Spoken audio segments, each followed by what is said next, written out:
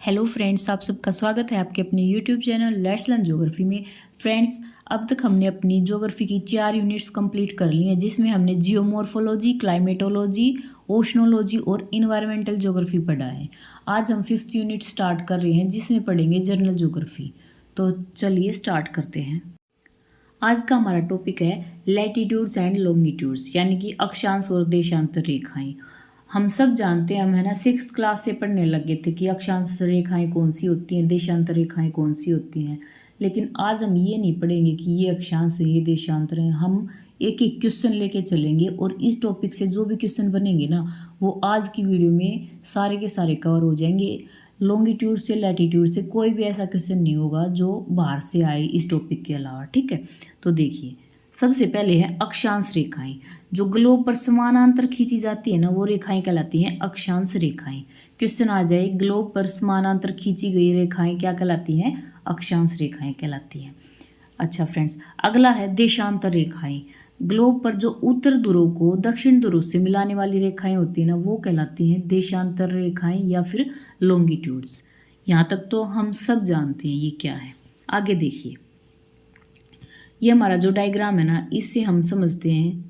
देखिए, सबसे पहले यहाँ देखिए, ये है हमारा ग्लोब। ये मैंने जो गोल पूरा सर्कल बना रखा है, ये रिप्रेजेंट कर रहा है ग्लोब को, ठीक है। फिर है ये 0 डिग्री पे जो ये लाइन खींची हुई है ना, इसको हम बोलते हैं भूमध्य रेखा या विषुवत, यानी कि इक्वेटर। जो भी 0 डिग्री अक्षांश रेखा है वो कहलाती है इक्वेटर, विषुवत या फिर भूमध्य रेखा। इतना तो सबको क्लियर है। आगे देखिए, अब ये मैंने दोनों साइड, नॉर्थ में भी और साउथ में भी 23.5 डिग्री नॉर्थ लिखा है यहाँ पे, और यहाँ पे है 23.5 डिग्री साउथ, ठीक है। तो जो ये नॉर्थ वाला है ना, इसको तो बोलते हैं हम ट्रॉपिक ऑफ कैंसर या कर्क रेखा, ठीक है। 23.5 डिग्री नॉर्थ को बोलते हैं हम कर्क रेखा, और जो मकर रेखा है वो है 23.5 डिग्री साउथ। 23.5 डिग्री साउथ अक्षांश को हम क्या बोलेंगे? मकर रेखा या कैप्रिकॉर्न, ठीक है। आगे है फ्रेंड्स, इनके बाद है दोनों साइड, नॉर्थ में भी और साउथ में भी। ये 66.5 डिग्री नॉर्थ है और यहाँ पे 66.5 डिग्री साउथ है। तो जो ये नॉर्थ वाला है इसको बोलेंगे आर्कटिक वर्त, और जो साउथ वाला है इसको बोलेंगे अंटार्कटिक वर्त, ठीक है। नेक्स्ट है फ्रेंड्स, ये 90 डिग्री नॉर्थ और ये है 90 डिग्री साउथ। नॉर्थ वाला है उत्तरी ध्रुव और जो साउथ है वो है दक्षिणी ध्रुव। तो ये इस तरह से है। अब देखिए आप, जो हमारा ये अक्षांश रेखा है, इसके ऊपर 21 मार्च को और 23 सितंबर को जो सूर्य है उसकी किरणें डायरेक्ट सीधी पड़ती हैं, ठीक है। सीधी जो किरणें आएंगी सूर्य की 21 मार्च और 23 सितंबर को, ठीक है। सबसे ज़्यादा सनलाइट मिलती है इस दिन यहाँ पे। फिर है फ्रेंड्स, ये किस कारण से हमारी अर्थ है वो रोटेट कर रही है ना, ठीक है। और जब ये इस तरह रोटेट करते हुए ये वाला हिस्सा है, ये सामने 2 बार आता है ज़्यादा। तो जब 21 मार्च को आता है और 23 सितंबर को आता है तो क्या होगा? यहाँ पे ज़्यादा सनलाइट मिलेगी, डायरेक्ट सनलाइट होगी जो सीधी किरण पड़ती है यहाँ पे, ठीक है।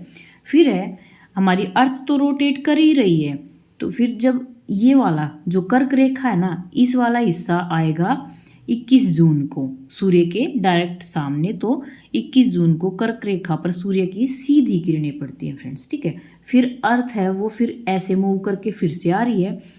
फिर वो 23 सितंबर को फिर से इक्वेटर पर आ जाएगा। जो 23 सितंबर है, इक्वेटर पर उस दिन भी क्या होता है? सीधी किरणें, डायरेक्ट हीट, सीधी किरणें पड़ती हैं सूर्य की। फिर उसके बाद 22 दिसंबर को मकर रेखा पर सीधी किरणें पड़ेंगी सूर्य की। तो क्वेश्चन बन गए कि भूमध्य रेखा पर किस किस दिन जो सूर्य की किरणें हैं वो सीधी पड़ती हैं? वो 21 मार्च को और 23 सितंबर को, ठीक है। फिर अगला क्वेश्चन है कि कर्क रेखा पर या ट्रॉपिक ऑफ कैंसर पर जो सूर्य की किरणें हैं वो सीधी कब पड़ती हैं? वो पड़ती हैं 21 जून को। फिर अगला है, ये मकर रेखा पर कब पड़ती हैं? ये पड़ती हैं 22 दिसंबर को। तो ये इस डायग्राम से हमने समझा है। आगे देखिए, ये मैंने लिखा हुआ है, आगे देखो।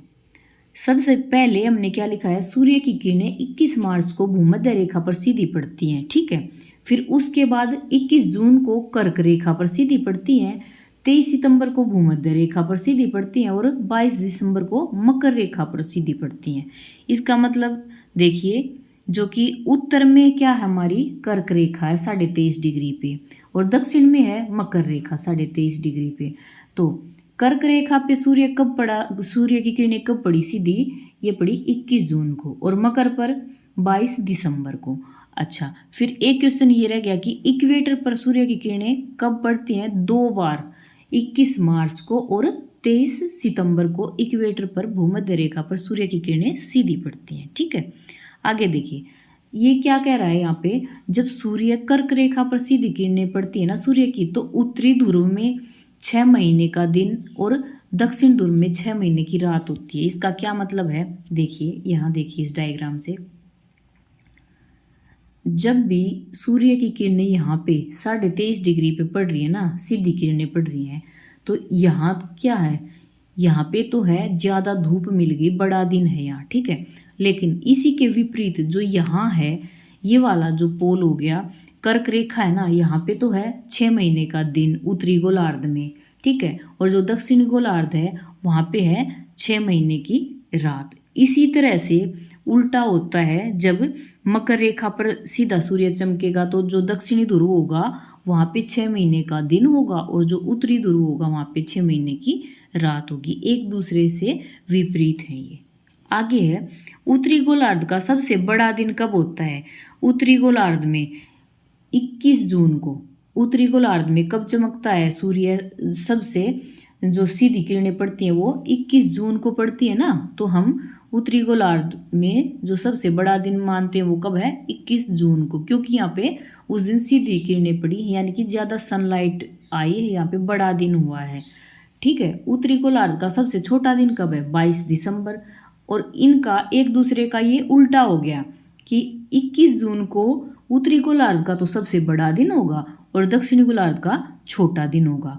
इसी तरह से जो उत्तरी गोलार्ध का सबसे छोटा दिन है वो तो है 22 दिसंबर, और जो दक्षिण गोलार्ध का सबसे बड़ा दिन है ना वो भी 22 दिसंबर है। ठीक है, आगे देखिए, ये इंपॉर्टेंट पॉइंट था, ये हमने अभी अभी कर ही लिया कि उत्तर गोलार्ध का बड़ा दिन इक्वल टू दक्षिण गोलार्ध का छोटा दिन, और दक्षिण गोलार्ध का बड़ा दिन इक्वल टू उत्तर गोलार्ध का छोटा दिन। आगे देखते हैं फ्रेंड्स, ये देखिए 23 सितंबर और 21 मार्च को, ये हम डायग्राम में तो पढ़ के आए हैं कि इक्वेटर पर जो ये सनलाइट है ये सीधी पड़ती है 23 सितंबर को और 21 मार्च को, इसलिए दोनों जो गोलार्ध हैं उत्तर और दक्षिण, उनमें 21 मार्च और 23 सितंबर को है ना दिन और रात बराबर होते हैं। 21 मार्च को 23 सितंबर को दोनों दिन, दोनों गोलार्धों में दिन और रात बराबर होंगे। क्यों, ये देखिए, जब ये इक्वेटर है यहाँ पे सीधी किरणें पड़ रही हैं 21 मार्च को भी 23 सितंबर को भी, तो ये तो दोनों साइड से ही तो इक्वल हो गया ना इनके लिए, तो 0 डिग्री इक्वेटर। तो यहाँ पे दोनों गोलार्धों में उत्तर में भी और दक्षिण में भी 23 सितंबर और 21 मार्च को दिन रात बराबर होंगे, और इस स्थिति को कहा जाएगा विषुव। क्या कहा जाता है, विषुव। ये तो नेट में भी आया हुआ है ये क्वेश्चन। ठीक है, आगे देखिए, ये दोनों पॉइंट बहुत ही इंपॉर्टेंट है। 23 सितंबर को, जिस दिन जो इक्वेटर पर 23 सितंबर को सनलाइट सीधी पड़ती है सूर्य की किरणें, उसको बोलते हैं श्रद्ध विषुव।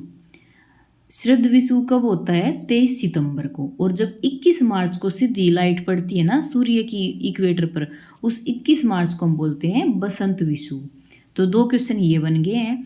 ये तीनों के तीनों क्वेश्चन बहुत ही इंपॉर्टेंट है। विषुव किसे कहते हैं, जिस दिन दोनों गोलार्धों में दिन रात बराबर होते हैं वो कहलाता है विषुव। वो स्थिति क्या है, विषुव।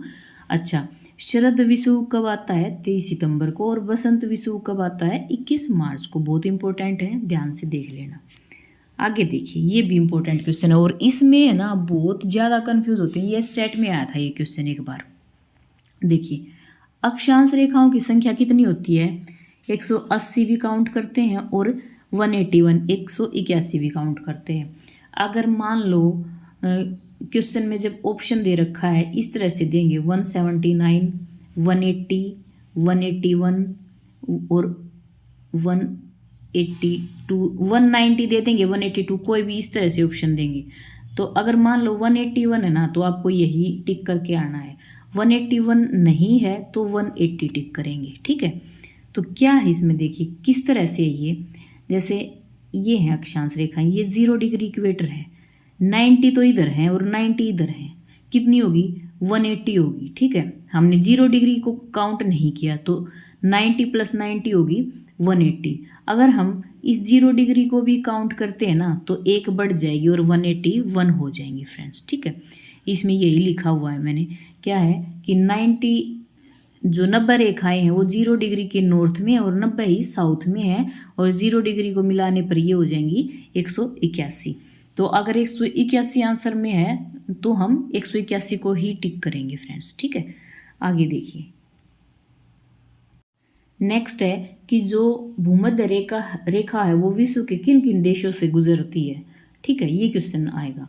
तो यहाँ पे देखिए ये डायग्राम है ना, ये 0 डिग्री इक्वेटर, ये है भूमध्य रेखा। तो यहाँ पे ये है अफ्रीका, कौन सा महाद्वीप है, अफ्रीका है। ये है उत्तर अमेरिका। ठीक है, और हमारा जो भारत रह गया ना, ये देखो भारत का ये थोड़ा सा ऊपर है, ये 8 डिग्री 4 मिनट है, लेकिन ये है 0 डिग्री इक्वेटर।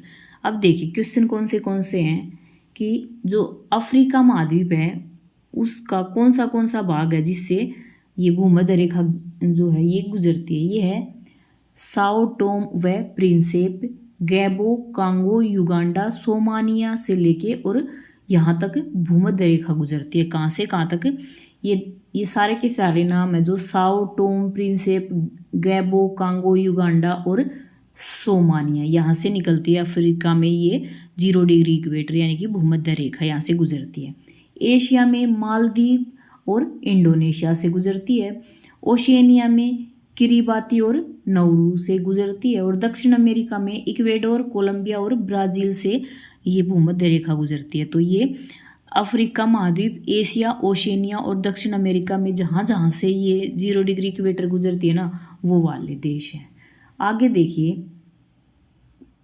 23.5 डिग्री नॉर्थ यानी कि कर्क रेखा जो है वो 18 देशों से गुजरती है।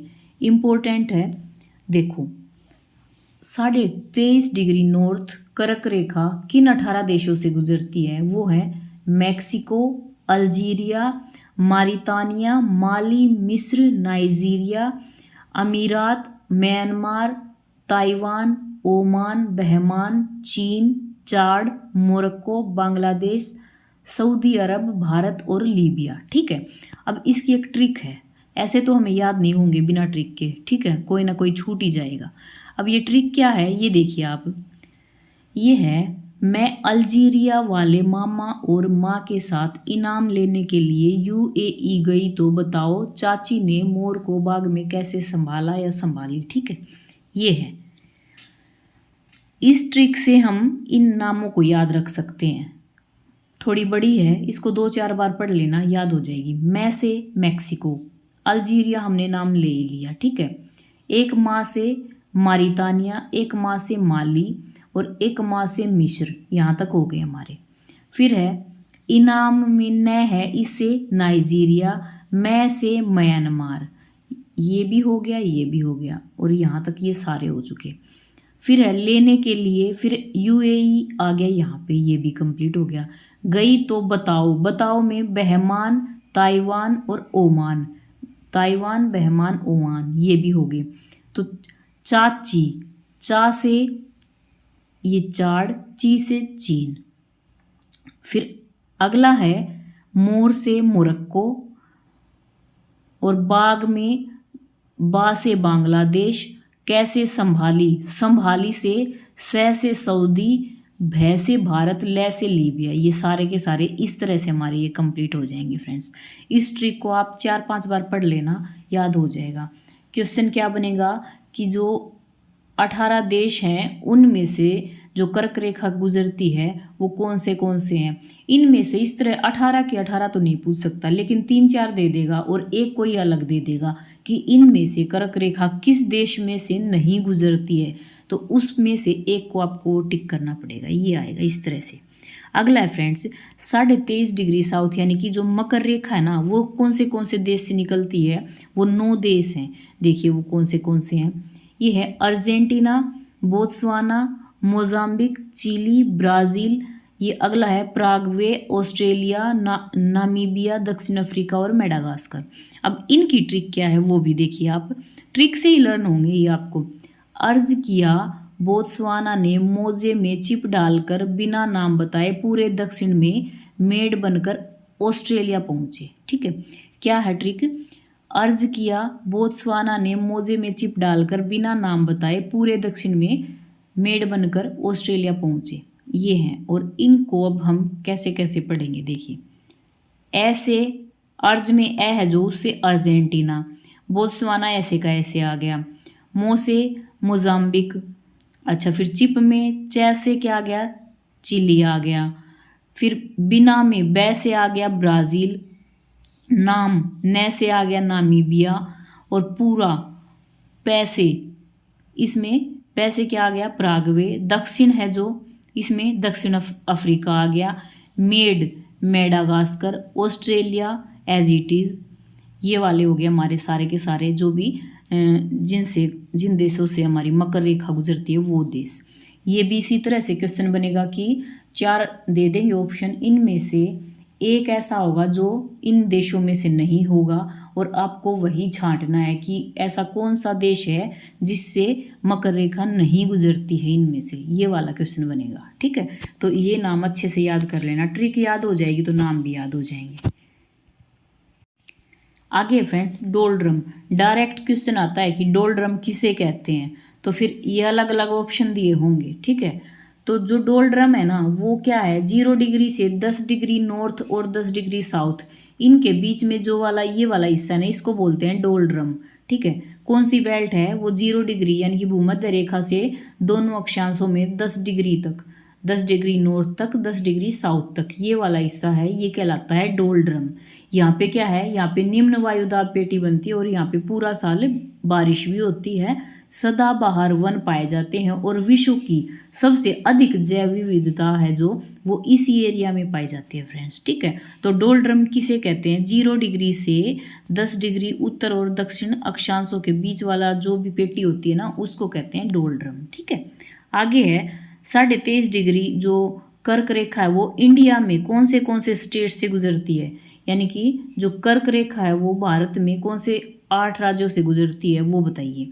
ये है गुजरात, राजस्थान, मध्य प्रदेश, छत्तीसगढ़, झारखंड, पश्चिम बंगाल, त्रिपुरा और मिजोरम। ये तो हम शुरू से ही पढ़ते आए, हम सबको याद है ये वाला। ठीक है, कर्क रेखा हमारे देश में जो 8 राज्यों से गुजरती हैं वो हैं गुजरात, राजस्थान, मध्य प्रदेश, छत्तीसगढ़, झारखंड, पश्चिम बंगाल, त्रिपुरा और मिजोरम। ठीक है फ्रेंड्स, आगे है जो मकर रेखा है जो 23.5 डिग्री साउथ है वो जो ऑस्ट्रेलिया ना उसके बिल्कुल मध्य से गुजरती है, मकर रेखा ऑस्ट्रेलिया के मध्य से गुजरती है। क्वेश्चन आ सकता है कि ऑस्ट्रेलिया के मध्य से गुजरती है, कर्क रेखा, मकर रेखा, भूमध्य रेखा, इस तरह से दे देंगे तो आपको मकर को टिक करके आना। ठीक है, आगे आएगा जो देशांतर रेखाएं हैं जो लॉन्गिट्यूड्स हैं वो पढ़ते हैं। सबसे पहले तो आप है ना ये डायग्राम देख लीजिए, इससे आपको अच्छे से समझ में आ जाएगा। देखो ये जो लाइनें हैं ना ये वाली ये खड़ी हैं जो ये हैं देशांतर रेखाएं, यानी कि जो साउथ पोल को और नॉर्थ पोल को आपस में मिला रही है ना वो रेखाएं कहलाती हैं देशांतर या लॉन्गिट्यूड्स। ठीक है, और जो इक्वेटर होता है ना जो ये 0 डिग्री अक्षांश है यहाँ पर तो ये ज़्यादा चौड़ी होती हैं और जैसे जैसे ये ध्रुवों की ओर जाएंगी ना तो ये क्या हो जाएंगी, इनकी जो आपसी दूरी है वो कम होती जाती है। ठीक है, जैसे मान लो कोई भी बॉल है इस पर हम इस तरह से लाइन खींच रहे हैं तो यही तो होगा ना कि बिल्कुल जब ये पास पास आएंगी यहाँ आ जाएंगी एक बिंदु पे यहाँ तो ये दूरी इनकी कम हो जाएगी, लेकिन बीच से क्या था जो ये वाला हिस्सा था इनका बीच वाला यहाँ से तो ज़्यादा चौड़ाई थी। ठीक है, तो जो देशांतर रेखाएं कौन सी होती हैं वो होती हैं उत्तर और दक्षिण ध्रुव को मिलाने वाली रेखाएं कहलाती हैं देशांतर रेखाएं। ठीक है, अच्छा इसमें देखो जब है ना हम पश्चिम की ओर जाते हैं एक देशांतर से दूसरे देशांतर की ओर पश्चिम की ओर जाएंगे ना तो जो टाइम होगा ना वो घटेगा और जैसे ही हम आगे की ओर जाएंगे ना पूर्व की ओर तो जो टाइम है उसमें बढ़ोतरी होगी, यानी कि जैसे मान लो यहाँ पे 9 बजे हैं तो 9:04 हो गया दूसरे अक्षांश पे, और इधर अगर हम जा रहे हैं तो ये 8:56 है, इस तरह से होगा टाइम। आगे देखिए, ये मैंने 4 मिनट क्यों बोला है, क्योंकि जो 1 डिग्री जो देशांतर होता है ना, वो इक्वल टू किसके बराबर होता है, 4 मिनट को शो करता है। अगला क्वेश्चन देखिए, अक्षांश व देशांतर रेखाओं के आपस में काटने पर बना जाल कहलाएगा ग्रिड। कैसे, ये देखो यहाँ मैंने शो भी कर रखा है कि ये वाली तो अक्षांश रेखाएं हैं, ठीक है, इस तरह से अक्षांश रेखाएं हैं, और मान लो ये वाली हैं देशांतर रेखाएं। तो जो ये वाला जो पूरा का पूरा बॉक्स बन गया ना, ये बन गया ग्रिड। जब अक्षांश और देशांतर रेखाएं आपस में एक दूसरे के ऊपर काटेंगी और फिर जो ग्रिड, जो ये जाल बनता है, ये कहलाता है ग्रिड। क्या कहलाता है, ग्रिड कहलाता है फ्रेंड्स, ठीक है। और जो 0 डिग्री जो देशांतर है ना, उसको हम बोलते हैं प्रधान मध्याह्न या टाइम लाइन या फिर ग्रीनविच मीन लाइन, ठीक है। ये होती है 0 डिग्री इक्वेटर, जो कि 0 डिग्री ये लॉन्गिट्यूड।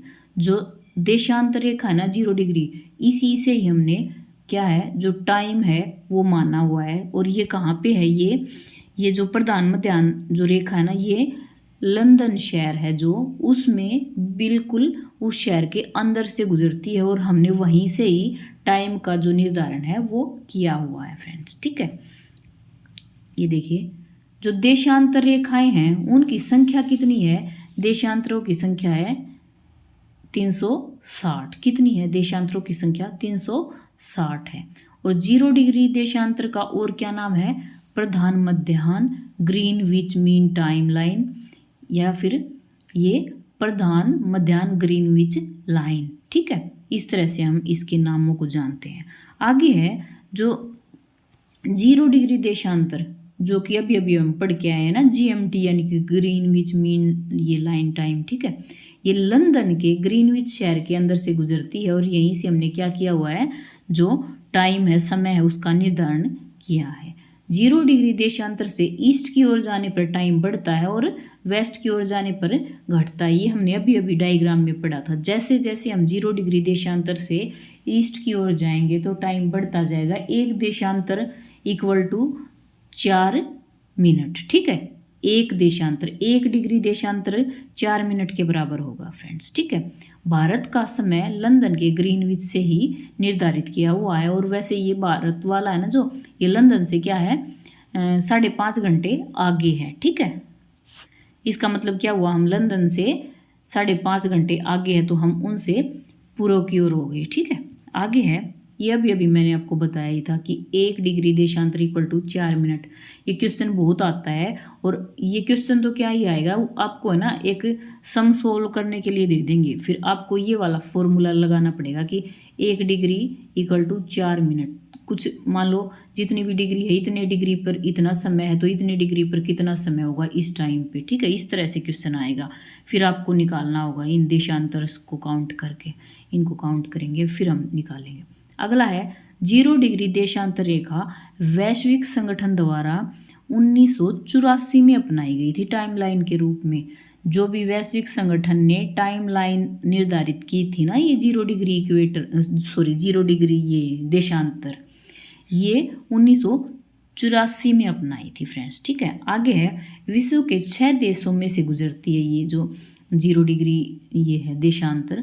ये कौन से 6 देश हैं, ये है ब्रिटेन, फ्रांस, स्पेन, अल्जीरिया, माली, बुर्किना फासो और घाना, ठीक है। ये 6 देशों से निकलती है 0 डिग्री देशांतर, और ये 6 देश हैं ब्रिटेन, फ्रांस, स्पेन, अल्जीरिया, माली, बुर्किना फासो और घाना, ठीक है। अगला है फ्रेंड्स, 0 डिग्री देशांतर से पूर्व की ओर जो रेखाएं हैं उनको बोलेंगे पूर्वी देशांतर, और पश्चिम की ओर हैं उनको बोलेंगे पश्चिमी देशांतर, ठीक है।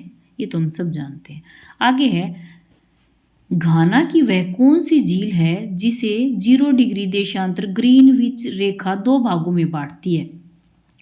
देखिए, बहुत ही अच्छा क्वेश्चन बन गया है कि घाना जो देश है उसमें कौन सी झील है जिसको 0 डिग्री जो देशांतर है वो 2 भागों में बांटती है। यानी कि जो ग्रीनविच मीन टाइम लाइन है वो कौन सी झील को घाना में 2 भागों में बांटती है, वो है वोल्टा झील। वोल्टा झील, अच्छे से याद रखना इसको, ठीक है। भारत की जो टाइम लाइन है वो कौन सी है, वो है 82 डिग्री और 30 मिनट। ठीक है, 82 डिग्री 30 मिनट है भारत की टाइम लाइन। इसका दूसरा नाम है इंडियन स्टैंडर्ड टाइम लाइन, यानी कि IST। IST इसको अच्छे से हम याद रख सकते हैं कि इसको, जैसे ये देखो IST, ये फर्स्ट जैसा लग रहा है ना, तो इसको हम याद रख लेंगे इंडियन स्टैंडर्ड टाइम लाइन। ठीक है, और ये कहाँ से निकलती है भारत वाली, ये 82.5 डिग्री और 30 मिनट वाली, ये इलाहाबाद के नैनी से, ये यूपी में है, इलाहाबाद नैनी से गुजरती है। जो हमारे देश का जो मानक समय लिया गया है ना, वो ये वाली है देशांतर रेखा, इससे लिया गया है। ठीक है, आगे है जो IST भारत की है, जो वो कौन से राज्यों से गुजरती है, तो वो 6 राज्य हैं। कौन से हैं? 6 राज्य हैं, यूपी, मध्य प्रदेश, छत्तीसगढ़, उड़ीसा, आंध्र प्रदेश और तेलंगाना। ठीक है, ये देखिए डायग्राम, ये देखो, ये है 82 डिग्री 30 मिनट, 82.5 डिग्री पूर्वी देशांतर बोलते हैं हम इसको। यूपी से, मध्य प्रदेश से, छत्तीसगढ़ से, उड़ीसा से, आंध्र प्रदेश से और तेलंगाना से। ठीक है, कहाँ से ली गई है ये है कहाँ से गई है, उत्तर प्रदेश, मध्य प्रदेश, छत्तीसगढ़, उड़ीसा, आंध्र प्रदेश और तेलंगाना। ठीक है, ये है 82.5 डिग्री पूर्वी देशांतर, जो कि भारत का जो समय है उसको निर्धारित करती है। ठीक है, आगे देखिए, जो ग्रीनविच मीन टाइम है, जो लंदन वाली है, जो 0 डिग्री देशांतर, वो भारत का जो समय है ना, वो इससे 5.5 घंटे आगे है। जो 0 डिग्री है उससे भारत का समय 5.5 घंटे आगे है। और पाकिस्तान का जो टाइम है वो भारत से आधा घंटा पीछे है। और जो बांग्लादेश है उसका जो टाइम है भारत से आधा घंटा आगे है। नेपाल का टाइम भारत से 15 मिनट आगे है। श्रीलंका जो है ना, वो भारत वाली ही टाइम लाइन को मानता है और पूरे भारत में एक ही टाइम है, जो कि हमने किससे लिया है, 82.5 डिग्री पूर्वी देशांतर से लिया है फ्रेंड्स। ठीक है, और पूरे विश्व को कितने टाइम जोन्स में बांटा गया है, ये भी इंपॉर्टेंट क्वेश्चन है। पूरे विश्व को 24 टाइम जोन्स में बांटा गया है। तो जो मैंने ये वाले जो पॉइंट लिखे हैं, इनमें से सारे ही इंपॉर्टेंट हैं।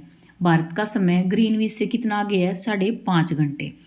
तो 5.5 घंटे है, तो 1 डिग्री इक्वल टू 4 मिनट। ठीक है, इस तरह से निकलेगा।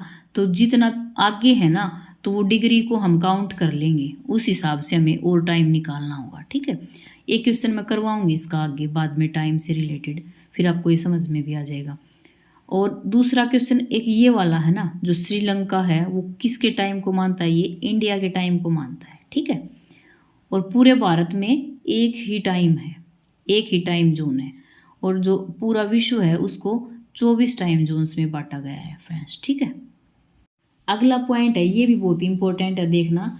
180 डिग्री जो पश्चिमी देशांतर है ना, उसको इंटरनेशनल डेट लाइन बोला गया है। क्या है ये, अंतर्राष्ट्रीय तिथि रेखा, इंटरनेशनल डेट लाइन है 180 डिग्री पश्चिमी देशांतर।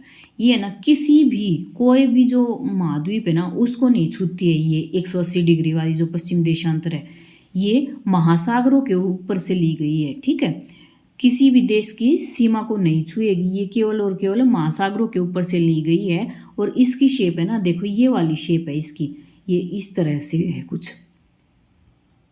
और ये शेप किस लिए है, ताकि ये किसी भी देश की सीमा को ना छुए। ठीक है, अगर ये छू लेगी तो क्या हो जाएगा, एक ही देश में 2 तिथियां हो जाएंगी, 2 डेट हो जाएंगी, अगर ये वाली लाइन किसी भी देश को छुएगी तो। इसीलिए इसकी शेप इस तरह से मानी गई है। ठीक है, और ये जो है 180 डिग्री पश्चिमी देशांतर, इसको हम क्या कहते हैं, इंटरनेशनल डेट लाइन कहते हैं। इस रेखा को आर्कटिक, बेरिंग व प्रशांत महासागर की सीमाएं जो हैं वो छूती हैं, और इसको कहते हैं इंटरनेशनल डेट लाइन 180 डिग्री देशांतर को। आगे है, यह रेखा 0 डिग्री के बिल्कुल अपोजिट है। क्या है, 0 डिग्री के बिल्कुल अपोजिट है। 180 डिग्री जो है ना देशांतर, ये 0 डिग्री के बिल्कुल अपोजिट है। ये इस तरह से है ना, जैसे इस तरह ये जा रही हैं, ये हमें एक हिस्सा ही तो दिखाई दे रहा ना, इसके बिल्कुल जो पीछे है वो है 180 डिग्री देशांतर, जो 0 डिग्री के बिल्कुल अपोजिट होती है। इस रेखा को पार करते ही 1 दिन का अंतर हो जाता है। जैसे ही हम 180 डिग्री को पार करेंगे ना तो 1 दिन का अंतर हो जाएगा। इसके ईस्ट में 1 दिन ज़्यादा हो जाएगा और वेस्ट में 1 दिन कम हो जाएगा। तो ये टॉपिक था फ्रेंड्स हमारा अक्षांश और देशांतर से रिलेटेड। अगर आपको ये अच्छा लगा हो तो लाइक शेयर कमेंट और सब्सक्राइब करना फ्रेंड्स। Bye bye.